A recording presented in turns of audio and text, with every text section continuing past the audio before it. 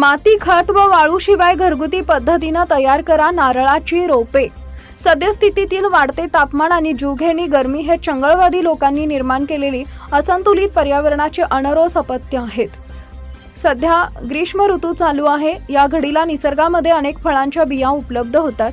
त्यांचं संकलन करून चालू असलेल्या जून महिन्यामध्ये त्यांची रोपटं तयार करून जुलै महिन्यामध्ये वन महोत्सवाअंतर्गत त्यांची लागवड करावी, जेणेकरून भविष्यात वाढत्या तापमानाचा चढता आलेख उतरवण्यात मदत होईल, अशी विनंतीवजा सूचना वृक्षमित्र गजानन मुलंगे यांनी घरगुती पद्धतीने तयार केलेल्या नारळ रोपांच्या संदर्भात केली आहे। माती खत तसेच वाळूशिवाय निर्माण करण्यात आलेल्या नारळाच्या रोपांचं समीक्षण करण्याकरिता Arvind Idhole, ranger forest officer, तंत्रस्नेही अक्षय आडे, सामाजिक वनीकरण विभाग वाशिम परिक्षेत्र रिसोड, गजानन कोरडे, पोलीस पाटील रिसोड, शरद टेमकर, प्राचार्य श्री शिवाजी विद्यालय व कनिष्ठ महाविद्यालय रिसोड प्रामुख्याने उपस्थित होते। कार्यक्रमाचे आयोजन गजानन मुलंगे यांनी राहत्या घरी केले। तयार केलेल्या नारळी रोपांचे मार्गदर्शन करताना मुलंगे म्हणाले की सदरहू रोपांच्या निर्मितीकरता पावसाळा ऋतू अनुकूल असतो। पाण्याने परिपूर्ण डबडबलेले व वाळलेले नारळ घेऊन सर्वप्रथम त्यांच्या 80 काथ्या काढून घ्या। प्लास्टिक बरणी किंवा कोणत्याही धातूच्या भांड्यामध्ये काठोकाठ पाणी भरून घ्या।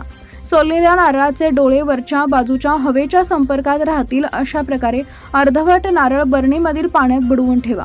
दर 7 ते 8 दिवसांनी भांड्यांमधील पाणी बदलत ठेवा।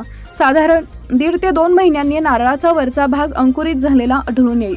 विषयाला बगल देत पुढे ते म्हणाले की सुख, समाधान आणि मानसिक स्थैर्य प्राप्ती करण्याकरता पिढ्यानपिढ्या देवी देवतांच्या चरणी नारळ अर्पण करण्याची प्रथा आहे।